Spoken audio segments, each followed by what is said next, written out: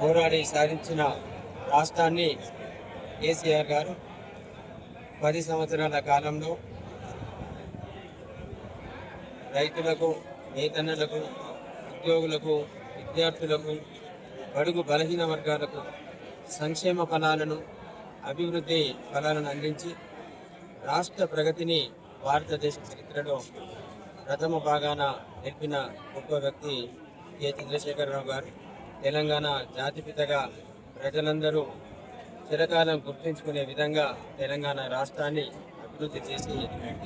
భారతదేశంలోనే అగ్రగామి రాష్ట్రంగా తీర్చిదిద్దారు. రైతులకు సాగునీటి కోసం కాళేశ్వరం జలాలను అందించి 24 గంటల కరెంటును అందించి,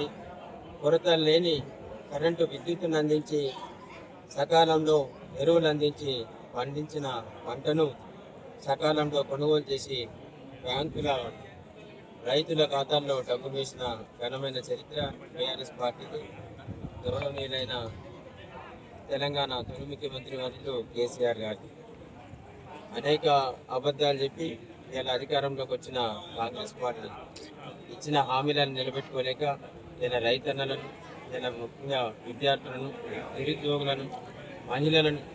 ఇలా నెలకు 2500 రూపాయలు ఇచ్చామని చెప్పేసి ఆడబిడ్డలను మోసం చేసి కళ్యాణ లక్ష్మితో పాటు తులం బంగారం పెడతామని చెప్పేసి అనేక హామీలు ఇచ్చి ఇలా అమలు చేయలేని అసమర్థ ప్రభుత్వాన్ని మేము తప్పకుండా ప్రజల పక్షాన ఉండి, ప్రజల పక్షాన పోరాటం చేసి ఇచ్చిన హామీలు నెరవేర్చేదాకా కాంగ్రెస్ మెడలు మంచి ప్రజలకు ఇచ్చిన హామీలను నెరవేర్చేదాకా ప్రజల పక్షాన్ని పోరాడతామని చెప్పేసి మరొకసారి